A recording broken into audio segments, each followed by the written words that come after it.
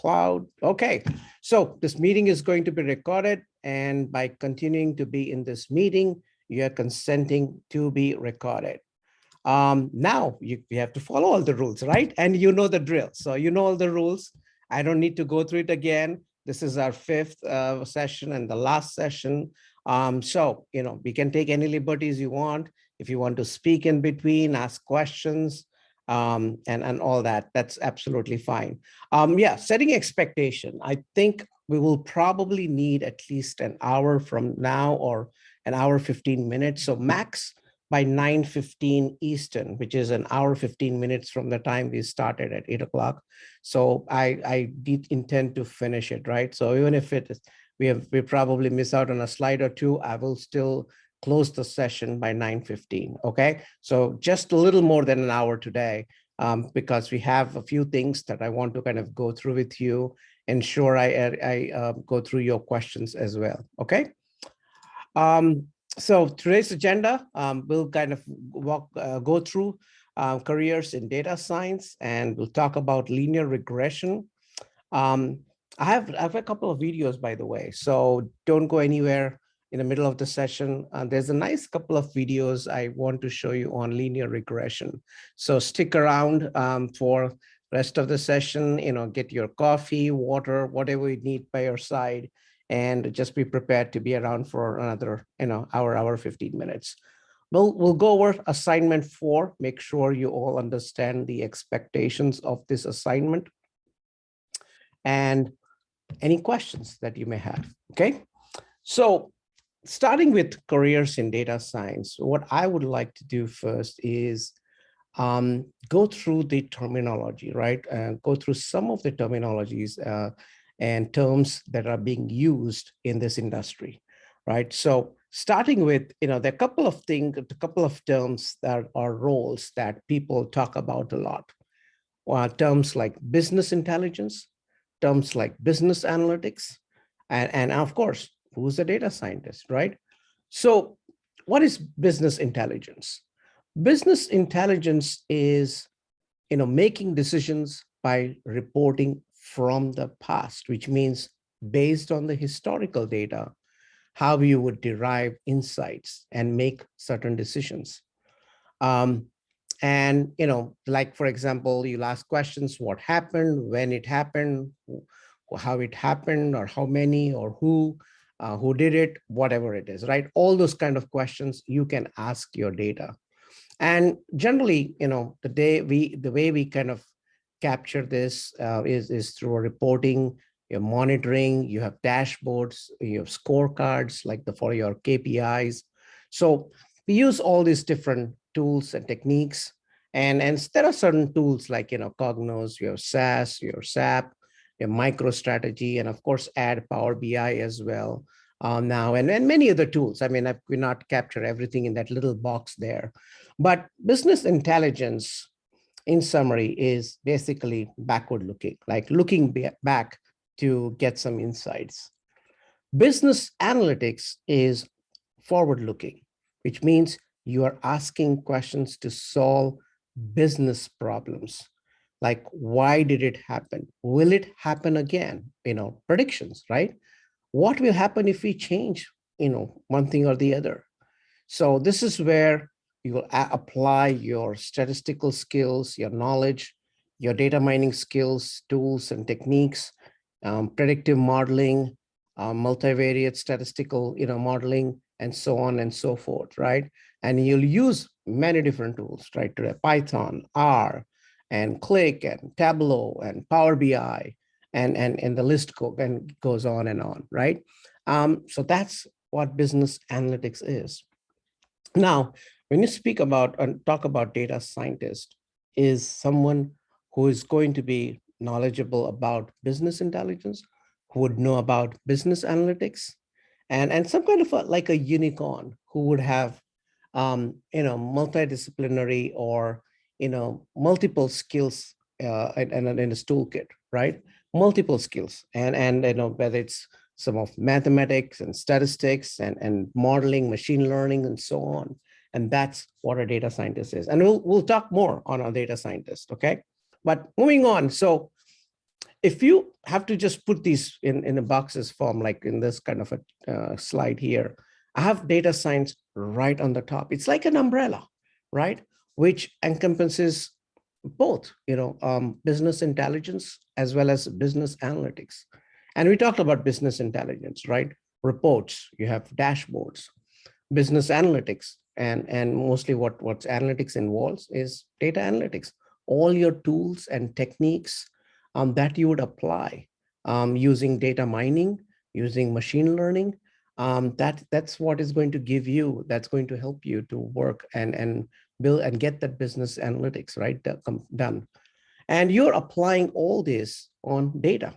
Now, this data could be big data. Okay. Now I could have put as big data in big in parentheses because it could be, a data, just a data set, which may not be really a big data, but in today's world, most of it is becoming big data, right?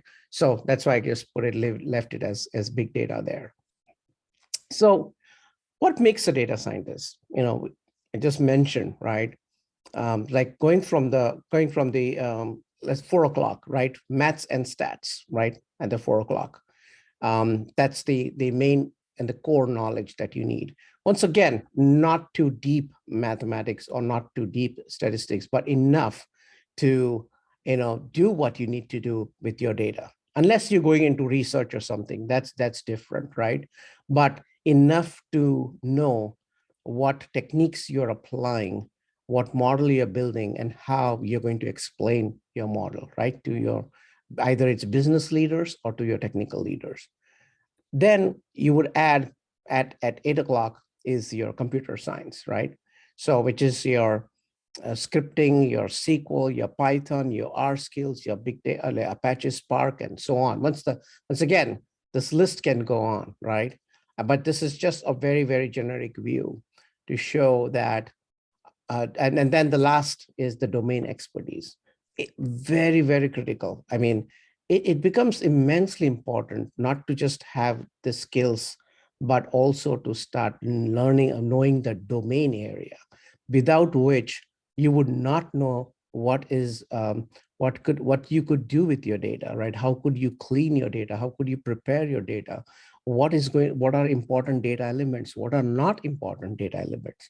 And that knowledge comes through understanding the domain area. When I say domain area, is the it's the industry, the field that you could be in, whether it's finance, networking, or banking, or whatever, or telecom, and sales, and all that would be like your domain area, right? That domain expertise.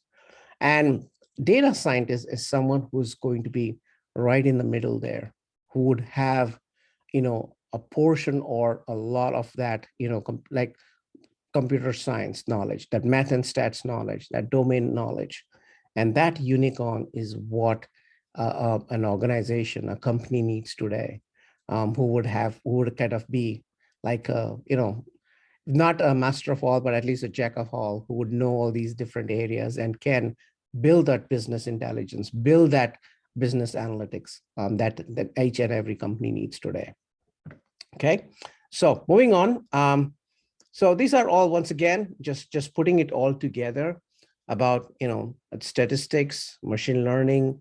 Right from 12 o'clock, I'm starting here, statistics, machine learning, someone having computer science fundamentals, visualization tools, business and domain knowledge, big data and cloud computing, communications, and storytelling. Once again, very, very important, right? One of the reasons why we are spending some time in every assignment almost on doing that storytelling, right? And presentation, very important. And you'll know that you'll thank yourself for putting in all the hard work that you're putting in for building those presentation decks, and you're trying to tell a story or explain certain things, because this is what's going to be a bread and butter. This is what you'll kind of be spending a lot of your time in organizations if you ever had to kind of play a role as a data scientist, as a data analyst, or whatever that you're going to do with data and how you're going to present it.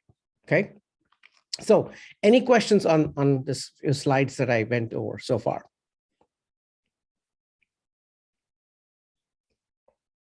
I'll take this silence as no. Okay. All right. So we talked about R. I know there was a lot of chatter, a lot of discussion about R and Python. And I just wanted to use this slide, which I'd used way back in 2018. And I was going to just presenting this, I remember, and I just said, I need to kind of steal a couple of slides from that presentation, because at that time, I remember Python was coming up and as one of the data science, programming language. Python was already there.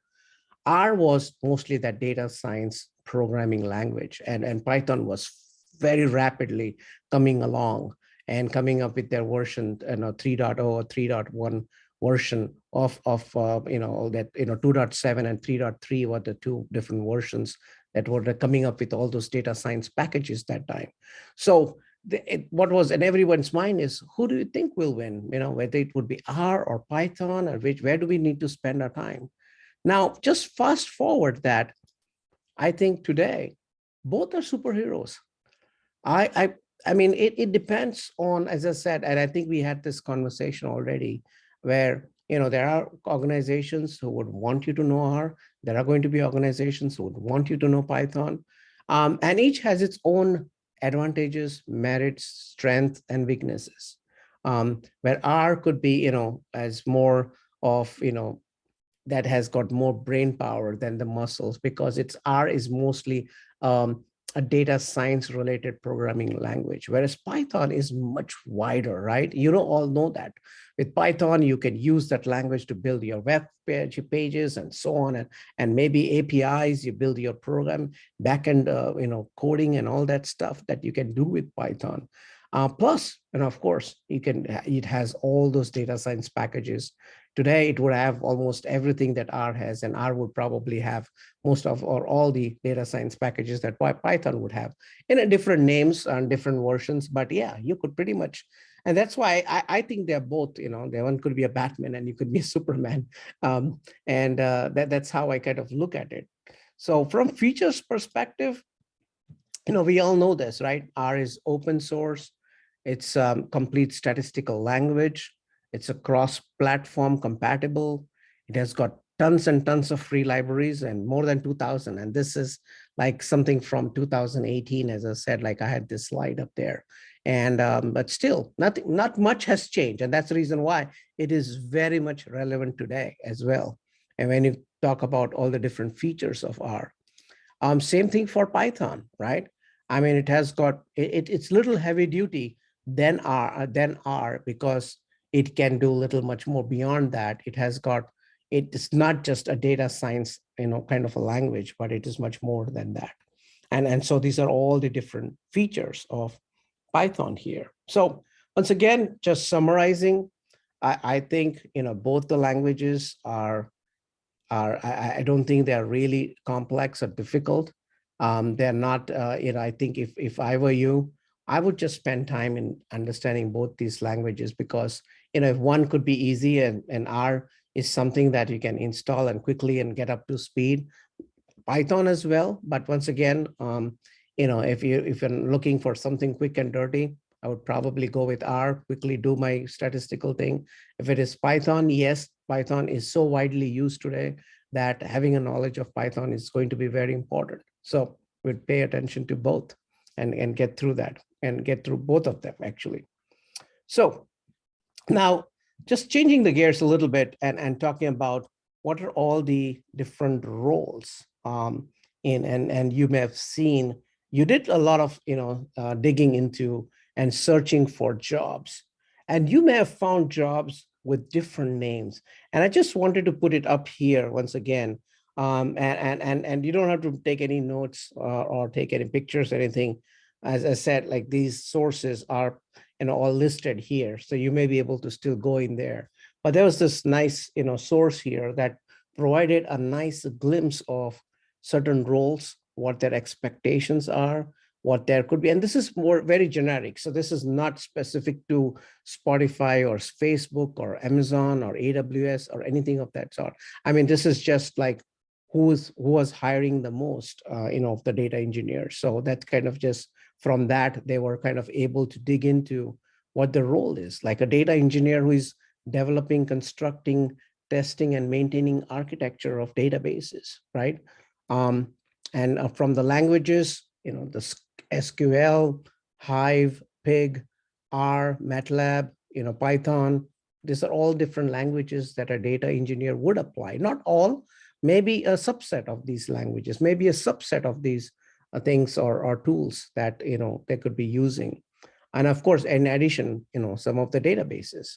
So, having knowledge of database systems, data modeling, ETL tools like extract, transform, and load tools, data APIs, data warehousing, so and knowledge of data lakes and so on.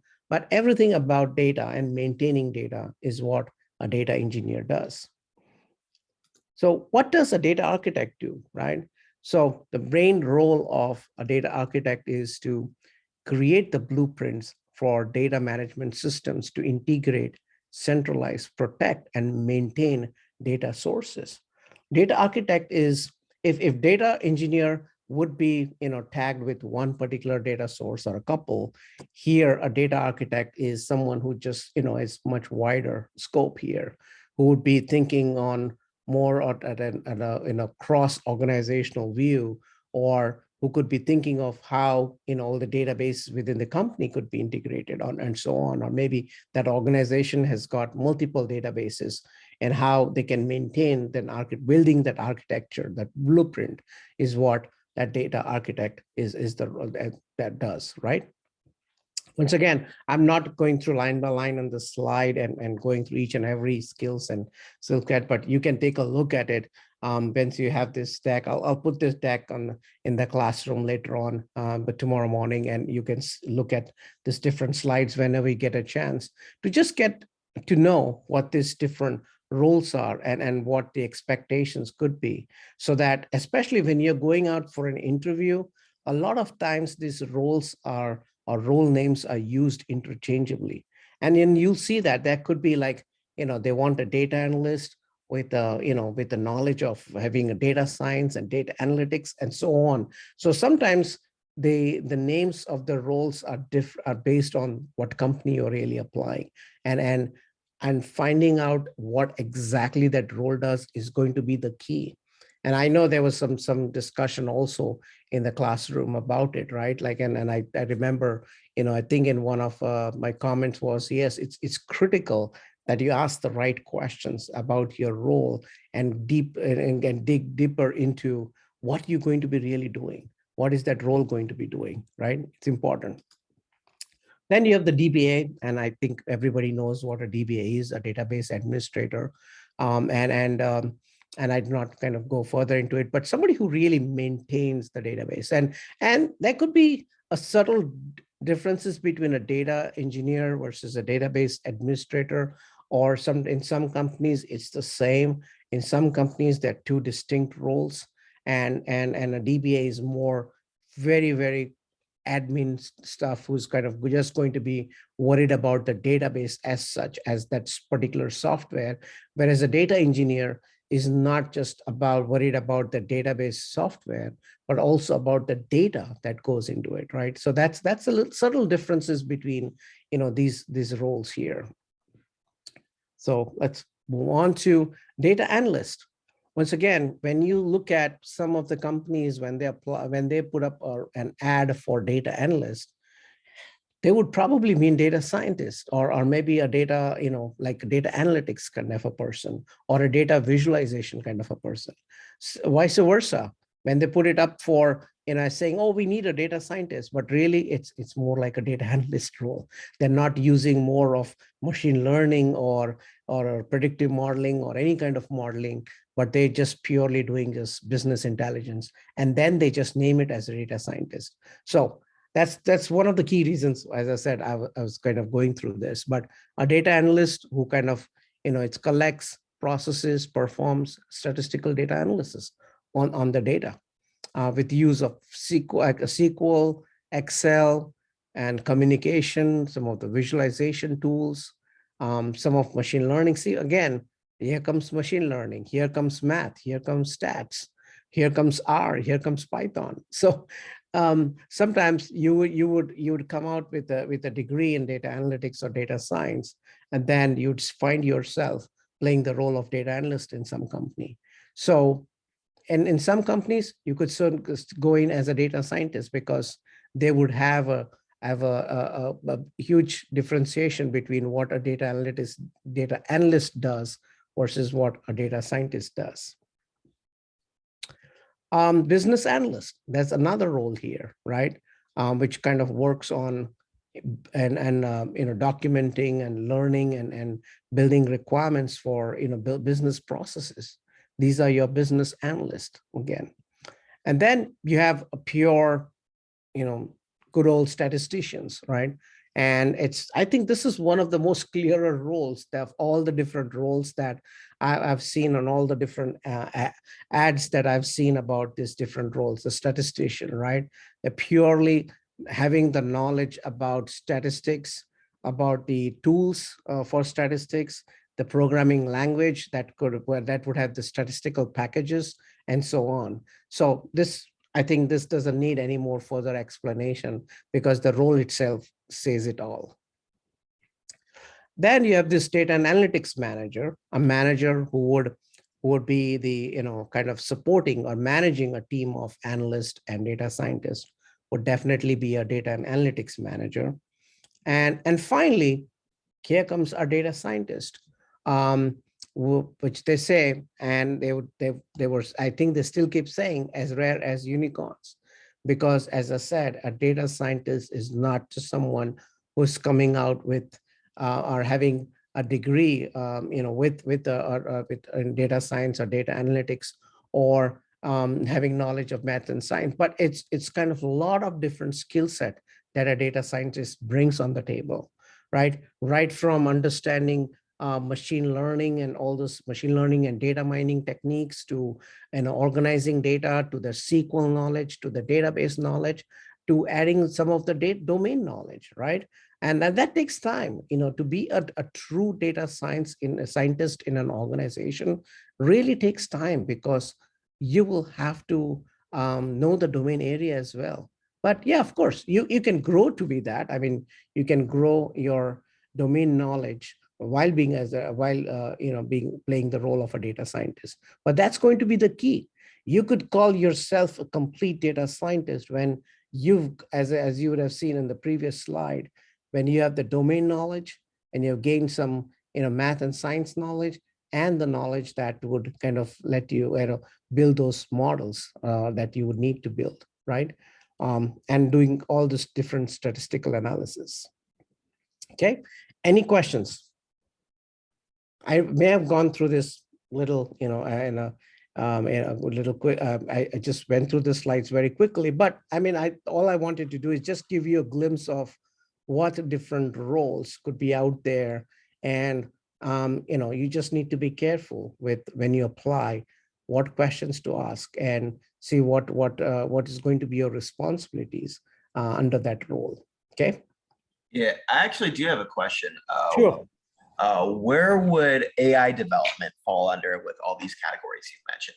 Yeah, I mean, I think that's a great question. I mean, with the AI, I know some companies would have come up with a particular role as such, like artificial intelligence, engineer, or they would kind of come up with some of those newer roles. But if you think about it, like artificial intelligence and the tools that they play would probably come up under the data scientist arena, where you are kind of, once again, being that rare unicorn, if you will, knowing many different aspects. But yeah, I think I've seen some of the companies come up with those kind of roles that are going to be slotted or doing specifically artificial intelligence.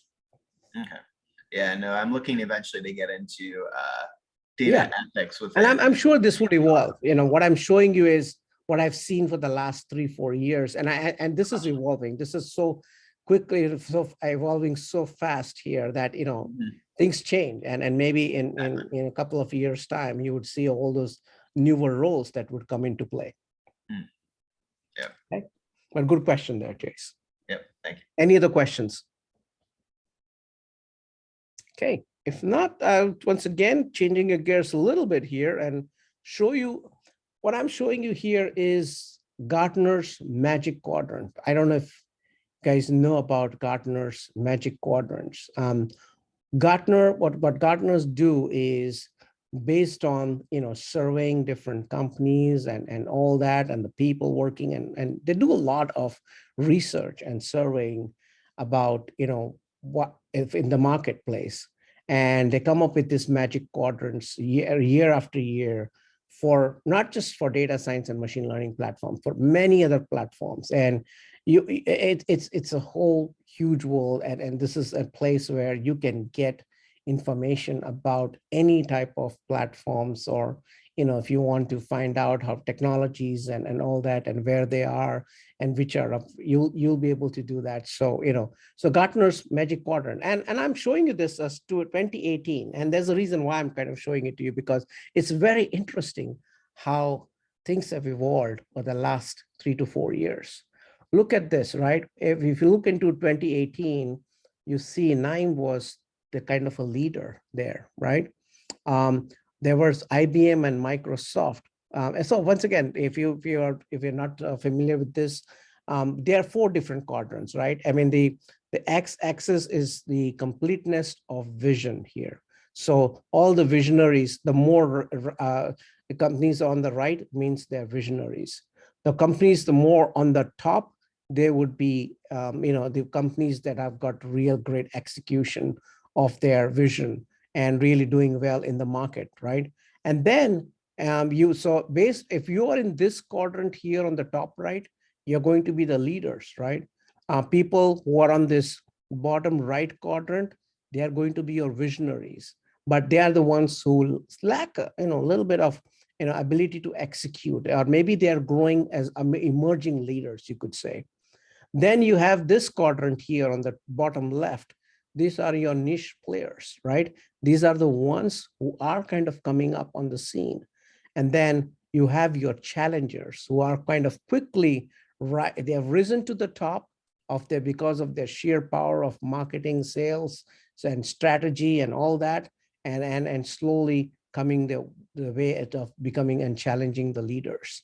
So NIME was one of the topmost data science and machine learning platforms announced in way back in January 2018. IBM and Microsoft were here as visionaries. TIBCO and MathWorks, if you see, they were the ones that once again they were the challengers, right? There were new players like Alteryx was one of the new players. Databricks was a new player, and TIBCO and Anaconda. They were like kind of new players. When I say new players, means they are, you will not be able to fit all the platforms here. They would just show some of the top platforms. So there would be platforms coming in and going, and there would be some that are existing. But when did they come into this magic quadrant here? So Anaconda got added in 2018, Databricks, TIBCO, and the ones that got dropped from this quadrant from the previous year, from 2017, were FICO, the Quest, and the Alpines, because of all the mergers and stuff. Now, fast forward this to 2021. Look what happened. So this is in 3 years' time, what has happened? You see NIME has been knocked out. IBM is the current leader. MathWorks and TIBCO, where were they before? They were our challengers, right? You see this blue circle here? MathWorks and TIBCO were the challengers. Oops, I'm sorry. And they came to be the leaders in the leader quadrant. Microsoft pretty much stayed where it was, right? I mean, if you look at the previous one, Microsoft was as a visionary. It kind of stayed a visionary there. It did not really rise as much as one would thought. Once again, do not confuse with Microsoft as a company which is involved in multiple things besides the data science and machine learning platforms. What we are seeing here is just their how they did in the marketplace for their data science and machine learning platforms. Okay, so Here you can see then in this one, you see there were some new players. Data Robot was one of the tools that rapidly came into the scene and become one of the, the challenge or visionaries here.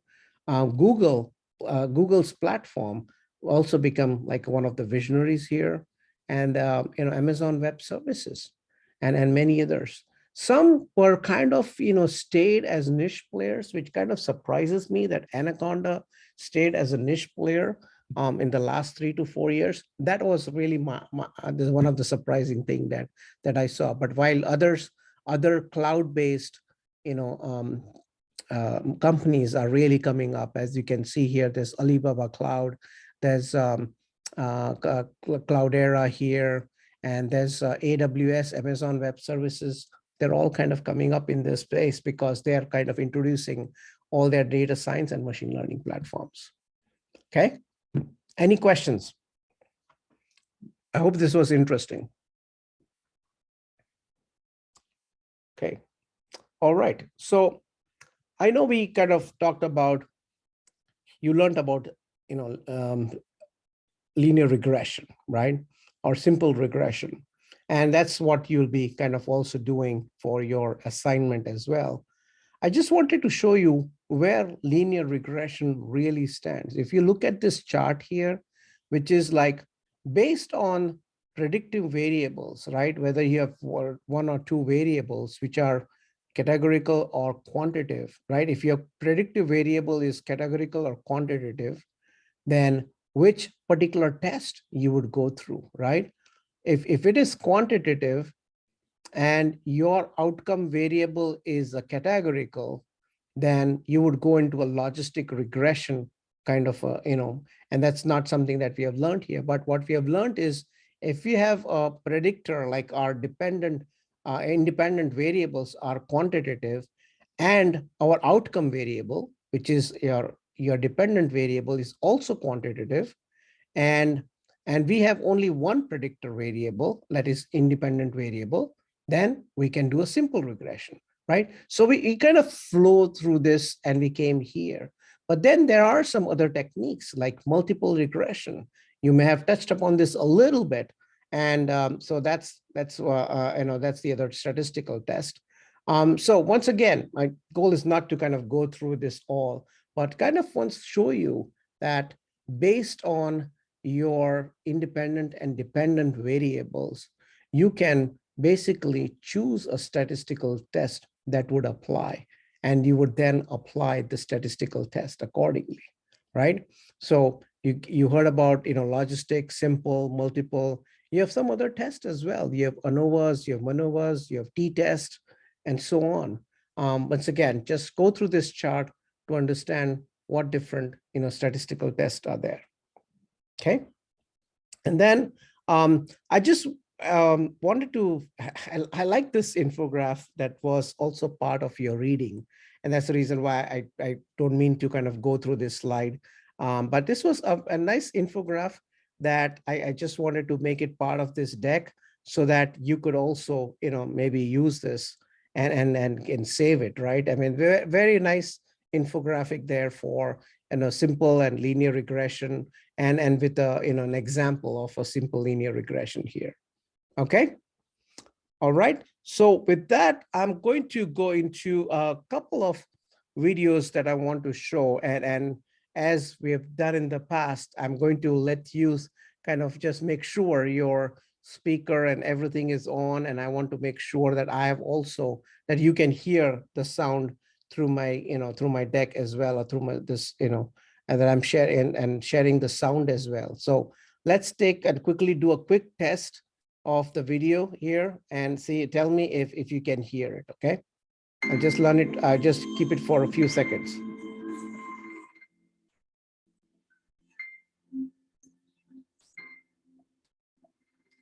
Were you guys able to hear it? Can someone volunteer to let me know? Yep, I heard it. Everything's okay, good. Okay, excellent. Alrighty. So then I'll go straight into our next slide here. And a very nice video that we have about, how many of you here, before I kind of go through this, right? How many of you are familiar with linear regression in Excel, in Microsoft Excel. Have you guys learned about or did linear regression in Excel? Okay, I see Chase, I see, okay, I heard a Kavi, Jennifer has, and Markel has as well.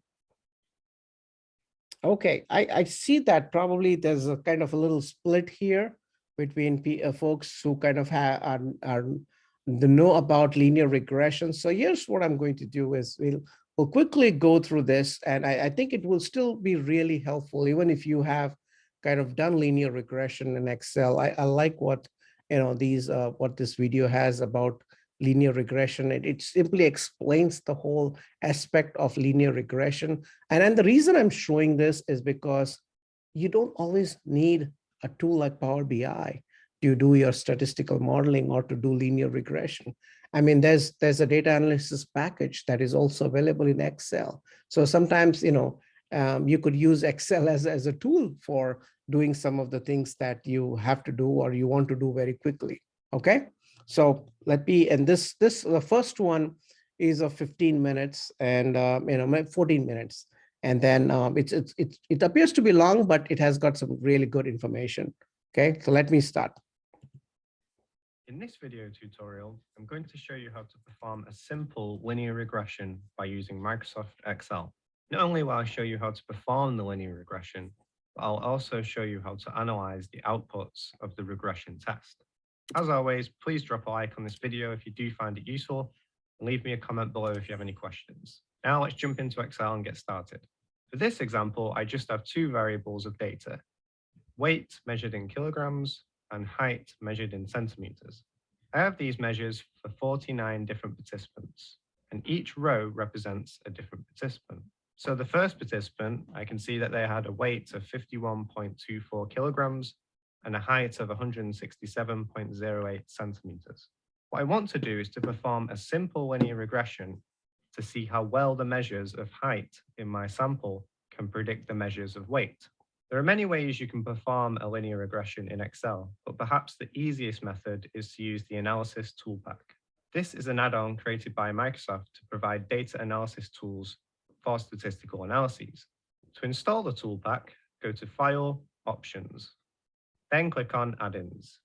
At the bottom, you want to manage the Excel add-ins and click the Go button. Then ensure you tick the Analysis toolpack add-in and click OK. Now, when you click on the Data ribbon at the top, you should see a Data Analysis button in a subsection called Analyze. Now we are ready to perform the regression. To perform the linear regression, I will click on the Data Analysis button. Then I will select Regression from the list. The first thing I must enter is the input Y range. This is the data for the Y variable, otherwise known as the dependent variable. The Y variable is the one that you want to predict in the regression model. Since I want to predict weight, I will select this column in the sheet by clicking on the up arrow button and then click and dragging on the data for weight. I also advise highlighting the label in the top row. Doing so will help when it comes to interpreting the results. I now need to repeat this, but this time I need to select the X variable, otherwise known as the independent variable. For me, this will be the height measures. So I will click and drag on this data and press the Enter key once more when I'm done. Next, I will tick the Labels option. This is because I highlighted my column labels when I selected the data. If you didn't have any labels when you selected your data, then you would just not tick this option. The next option, called Constant is 0, is used when you want the regression line to start at 0, otherwise known as the origin. Doing so would mean there is no y-intercept in the model. Generally, though, for linear regression, this option is not selected, so I'll leave it unchecked for this example. It is also possible to specify the confidence level for the test. By default, the results will return the 95% confidence intervals without having to change any options. However, if you want to use a different confidence level than 95%, then you can select this option here and enter a desired value. Since I only want the 95% confidence intervals, I will leave this option unchecked. For the output options, you can specify where you want the regression results to be placed. If you select output range, you can highlight where you want the results to be placed in that worksheet. The second option lets you place the results in a new worksheet, and the third option lets you place the results in an entirely new Excel document. I'm going to select the second option and call the new worksheet results. The final set of options concerns the residuals in the analysis. I'll leave all the residuals options checked so you can see what is returned, and I'll click the OK button to run the regression. Since I checked all of the options in the regression test, I have quite a lot of information that is returned. So I'll break down the output and go through each in more detail separately. In the first table, called Summary Output, there are some regression statistics from the test. First up, we have the multiple R. This is the correlation coefficient between the two variables of interest. If you're interested to learn more about the correlation, then I suggest you check out my previous video on the Pearson correlation test clearly explained. Briefly, it is a value that tells you how strong the linear relationship is. A value of 0.65 in this case indicates a fairly strong linear correlation between height and weight measures. Moving on, we have the R squared, otherwise known as the coefficient of determination. To get this value, you simply square the multiple R value. The R squared value tells you how much variance the dependent variable can be accounted for by the values of the independent variable. And if we multiply this value by 100, we get a percentage value. So we can say that 43% of the variance in weight can be accounted for by the height measures. The other 57% of the variance is therefore caused by other factors, such as measurement errors. Next, we have the adjusted R squared. The adjusted R squared takes into account the number of independent variables in the regression analysis and corrects for any bias. Usually, this value is only really relevant when you are performing multiple linear regression, where there are more than one independent variables in the model. Next, we have the standard error. The standard error of the regression is the average distance that the observed values fall from the regression line. And what's useful about the standard error is that it is in the same units as the dependent variable. So here, my standard error is 4.31 kilograms when rounded. This means, on average, my observed values were 4.31 kilograms from the regression line. The smaller the standard error, the more precise the linear regression model is. Finally, we have the number of observations. This is just the number of subjects in the test. So here I had 49 participants. Let me now move on to the next results table called ANOVA. The main thing you want to be concerned with here when looking at this table is the value under the significance F header. This is in fact the p-value for the regression model. To be able to interpret this, we need our hypotheses. My null hypothesis was that there is no linear relationship between the height and weight measures. My alternative hypothesis was that there is a linear relationship between the height and weight measures. And let's say my alpha was 0.05. This means I will reject the null hypothesis and accept the alternative hypothesis if the p-value was less than or equal to 0.05. And the opposite will be true if the p-value is greater than 0.05. In this case, I would fail to reject the null hypothesis. As you can see, the p-value for this model was considerably lower than my alpha value of 0.05. So I conclude that the linear regression model is significant. Let me now move on to the final table of results regarding the coefficients. The first row displays the results for the intercept.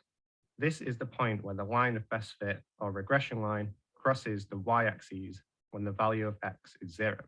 The second row displays the results for the slope. For a simple linear regression model, the most basic version of the equation is y equals m multiplied by x plus b, where y is the predicted value of the dependent variable, weight in this example, m is the slope of the line of best fit, x is the value of the independent variable, height in this example, and finally b is the intercept. Using the information reported from our results, we can say that the predicted y value is 0.800264 multiplied by x, subtract 79.599. So in this example, if we knew a participant's height in centimeters, we can predict their weight in kilograms by using this equation. For example, if a participant measured 175 centimeters, the model estimates their weight to be 60.45 kilograms. Looking back at the coefficient results table, we can see that there are other columns which tells us the standard error, as well as the lower and upper 95% confidence intervals for the intercept and the slope values. You will also notice both has a t statistic. This value is used to compute the p-value. Again, to interpret this p-value, we need our hypotheses. In this case, the null hypothesis is that the intercept or slope is 0. My alternative hypothesis is that the intercept or slope is not 0. And as you can see, both values are less than my alpha of 0.05. This means that height is a significant variable that impacts weight in this case. So that's an overview of the regression model results. Let me now cover the other outputs from the regression test. If you selected to have the residuals option during the regression setup, you will have a table titled residual output. For each observation from your data that was entered into regression test, you will get a predicted value of y based on the regression model. For example, if you look at the first observation in my original data, you will see that the participant had a height of 167.08 centimeters.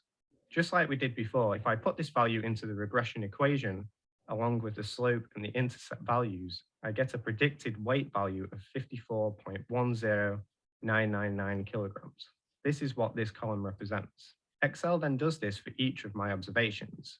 Then, using these predicted values, Excel can then calculate the residuals. But what is a residual? To understand this better, let me plot my data on a scatter plot. After performing a simple linear regression analysis, a line of best fit or regression line can be plotted, and this is based on the model that I explained earlier. A residual is simply the distance between the actual data point and the line of best fit. For example, this is the data point for the first participant. They had a height of 167.08 centimeters and a weight of 51.24 kilograms.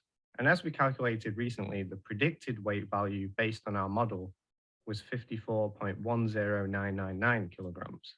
And as you can see, this is on the line of best fit. The residual for this point, therefore, is the difference between the actual weight value, 51.24 kilograms, and the predicted weight value, 54.10999 kilograms. And this comes out at negative 2.867 kilograms when rounded. Excel then repeats this for the rest of the observations. If you also selected the residual plots option in the regression setup window, you will also get a graph returned. Here is my residual plot. This is a scatter plot of the residual values from the table I just talked about on the y-axis and the values for the independent variable on the x-axis, height measures in my case. Residual plots are useful to look at when you are investigating homogeneity of variance, which is an assumption of the linear regression test. What you are looking for here is a random pattern to the graph. There should roughly be half the number of data points above 0 and the other half below 0. And there should be a vertical spread of the data points the further along the x-axis you go. If you selected the standardized residuals option in the regression options earlier, you will see a column called standard residuals in the residual table.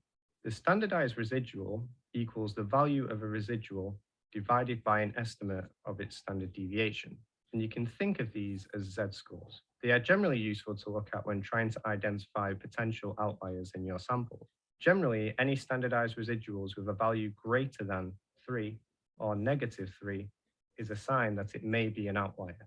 Fortunately, all of my standardized residual values are within 3 and negative 3.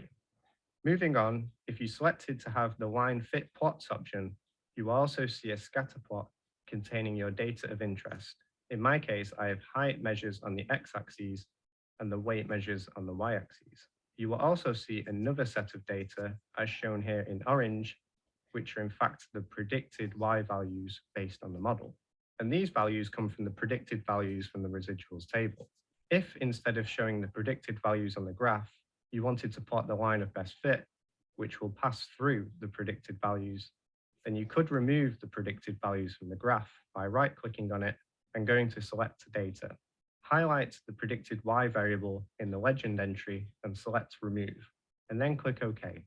If you also wanted to see the line of best fit, you can select the graph and then go to add chart element, trend line, and select the linear option. If you also wanted to show the equation of the line, you can double click on the line. Then in the format trend line options that have just opened to the right, scroll down and select Display Equation on Chart. And as you can see, this is the same equation we looked at earlier. Finally, if you selected the normal probability plots option in the regression setup window, you will also see a table called probability output and a graph called the normal probability plot, which is a scatter plot of this data. The x-axis plots the percentile value ranging from 0 to 100, and the y-axis plots the y variable data, weight in this case. The normal probability plot is used to determine whether the y data fits a normal distribution. Essentially, what you are looking for is a straight line of data. And as you can see, there is a nice straight line of data for my example, which suggests the weight data are normally distributed. However, it's worth noting that the y variable does not actually have to be normally distributed when fitting a linear regression model. And I'll go into a bit more detail about the assumptions of the linear regression in a future tutorial. And that brings me to the end of this tutorial. You now know how to perform a simple linear regression test in Microsoft Excel and how to interpret the output of results. If you found this video useful, please. Okay, so I hope, folks, this was useful. And even though, you may have used it in the past, I think it clarified a lot about the results and how you would want to kind of interpret the results in Excel.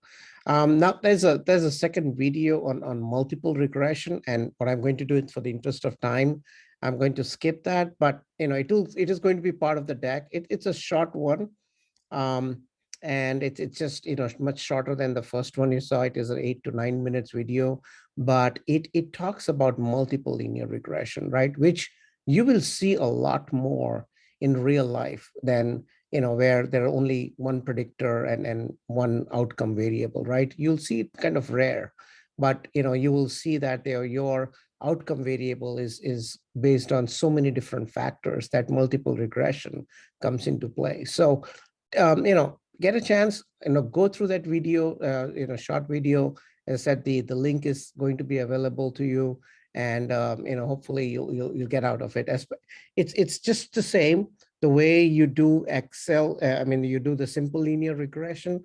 You choose multiple columns when you're using when you're choosing your independent variables. You choose multiple columns. And once you've done that, you can just run the Excel the way simple linear regression is used. But then your output is going to be a little different, because your output is then going to show more than one variable. Okay, so and if there's interest, and if you find time towards the end, we can come back to this. Okay, I have no problem kind of going through this and spending another 8 to 9 minutes towards the end. But I have a few other things that I especially want to talk about: the assignment and the question that was asked. So let's spend some time there first, and before we come back to this, or maybe you can watch this later. Okay. All right. So with that, so we kind of have covered so far, we talked about data preparation. We talked about data visualization, how you would visualize your data after you have prepared your data well. And then, of course, you kind of learned about linear regression and how to do that in Power BI. Okay. And in assignment 4, you're actually going to bring all these together along with your storytelling. That's what this assignment 4 is all about, right? So remember what you did for your data preparation kind of assignment. Remember what you did for your data visualization assignment. And now, you'll be doing the linear regression on the top of it. So you will be conducting the exploratory data analysis to prepare data for further analysis. Remember that you have to fill in the tables there with the field names, what the column types are. Remember all the feedback that I may have provided to you, or some of you who may have missed out on few points on that chart, on the table, or on the visualizations, right? You analyze the data for relationship and or the trends. Just go through each of the questions very carefully so that you can, I don't want anyone to miss any points, really looking for, a perfect score for each of you for this assignment, because you've really worked hard all this time for all your assignments, your discussions. By the way, everyone has done very well for the discussions. And most of you, I think you will see that I didn't get a chance to post your discussion for, great in the announcements, but you will see that, most of you are as a majority of you done a fantastic job. So really looking for an encore with your assignment 4. So then you will kind of create 3 visualizations to explain the data. Put these 3 visualizations on a different slide, please, right? With the notes. Remember all that you've learned previously. Use the template to answer questions about data anomalies, right? The template meaning what is part of that Word document that is provided to you. And please, please, please read the rubric, right? Go all the way, read that entire document in its entirety, which includes the rubric towards the end to know what the expectations are, okay? Create a linear regression model, and then finally, you have to write a letter to future students in your university, providing them with your data-driven advice. What did you find out from your data? And that's what, and I think all that instructions is part of that assignment Word document that is part of the package here, right? That you would have seen in the classroom. So what is required is at the end is 3 files that you will submit. The assignment 4 letter to the future student, and there's a template that's provided to you. There's an assignment 4 Word document that you need to fill it, complete it, and then submit it. And finally, you need to also provide the PowerPoint export from the Power BI service to clearly show your 3 visualizations plus the linear regression model and anything that is required. So please go through the instructions very carefully. And most importantly, when you are submitting it, don't submit 1 file at a time, submit all the 3 files at a time. I've heard things in the past where people have lose out on, or the load file option has been closed on them because they submitted towards the end and there was only 1 file submitted and that option was gone for them, right? So submit it all at once whenever you are ready, okay? So, and then, there's this rubric that I was talking to you about, which is part of your, that Word document. So read through this rubric very well, which will kind of give you an idea what is expected from you, right? If you're looking for, the maximum score, look towards the left of the criteria, right? This is the one, this is the box that you want to really try for. And if you're really aiming for this particular column here, which gets you the maximum, then look at what the expectations are, right? If you miss out on a visualization, you miss out on doing your prepare data exploration, or you miss out on writing a letter, you're definitely going to lose a lot of some points there, or maybe a lot of points, right? If you've completely missed out on one of these expectations, okay? So any questions on the assignment?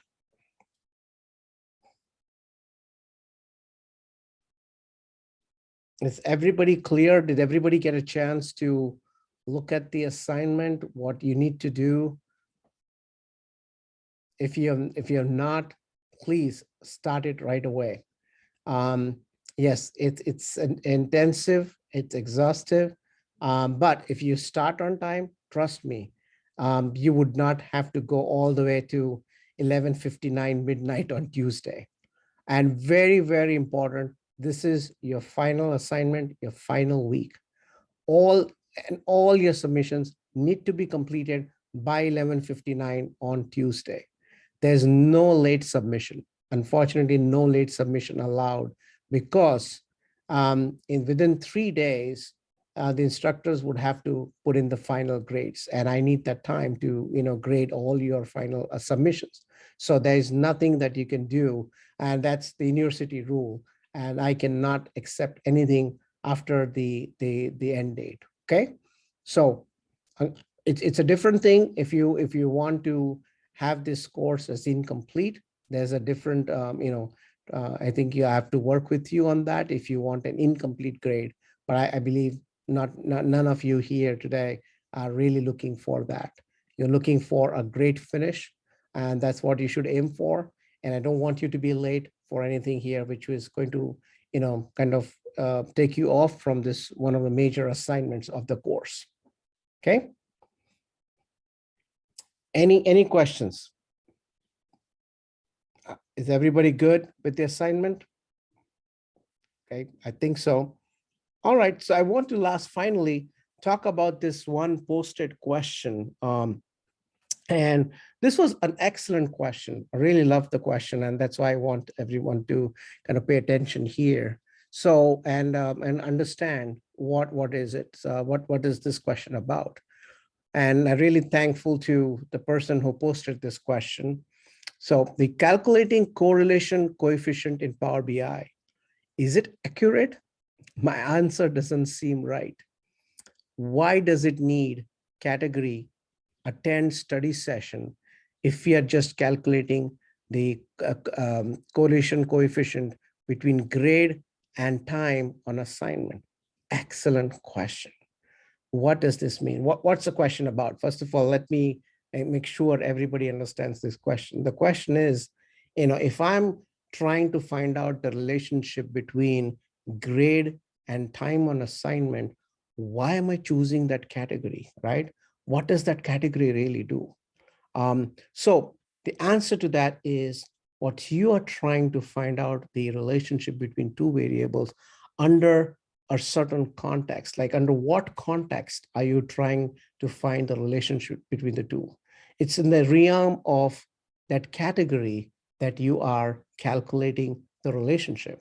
And so it is true that if you change the context, you may see a complete different correlation coefficient. So it's not that Power BI is not accurate. It's just that you've changed the context, like maybe they changed the context from attend study session to maybe student ID, or maybe to something else in the data. Yeah, or maybe if, let's say, there was a date and a year, or maybe the number of courses or something along those lines, yes, your correlation coefficient would change, because, as I said, you're not strictly just checking the correlation coefficient between the two. You're calculating it under certain context, under the realm of a third variable. So I hope this helps, but this is one of the, and I think it's simply put, and I think this is, I'm just trying to simplify the response here so that everybody could understand that, yes, it can change based on what category you choose. And that's okay. And that's how it should work. And that's how Power BI is working. So I hope I addressed this question, but I'm looking for, and if anyone has a follow-up question, or if the person who really, submitted this question is here, if I'm not explained this well, please let me know.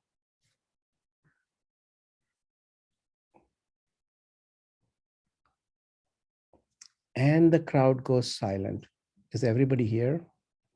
Knock, knock. Yeah, I'm here. Yes. Thank you, Chase. Okay, so at least Chase led me to believe that you guys are all here and still awake. So thank you. Okay, so I'm not seeing any further or follow-up questions. So I hope this was clear. And so, if that's the case, I will kind of take you to just a summary page here, which is, we talked about business intelligence, business analytics. We talked about the skills of data scientist. We talked about R versus Python. We talked about different roles, and that are, until the day, what are the different roles that, you see the different advertisements for, or the job postings. We talked about the Gartner's Magic Quadrant. We talked about the different statistical tests in general. We had the infographic there, a couple of infographic, which I thought would be nice to have. We gone through the video of linear regression. Didn't get a chance to look at the multiple regression in Excel, but I'm assuming and hoping that you guys will do that, once this is posted and when you get a chance to do it. And we finally went over the expectations of assignment 4. So, and the rubric and the posted questions as well. So with that, I'm going to again open up for any final questions, comments, concerns, anything that is on your mind.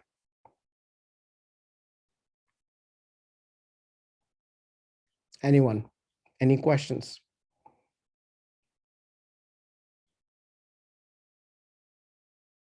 Not immediately. I'm just going to try and work through this project and try and get everything submitted early per the advice. Absolutely. That's the best plan, Chase. Get it submitted earlier as possible. And as I said, I'm really looking for, everyone's great show or great, performance on this last assignment. And I'm very much confident of each of you doing well in this final assignment. Okay, so I'm looking forward to that. And before I close the session, I want to thank you all. You are a wonderful class, trust me. And I'm not saying this, I'm not making this up. Trust me, I've mentioned this to, Yelena and I myself, we've been talking about this even while before you guys join in. We talk about this class or anything that's on our mind. And one thing I always keep saying, this has been a great class. You've been engaged with each other. You've been engaged with me.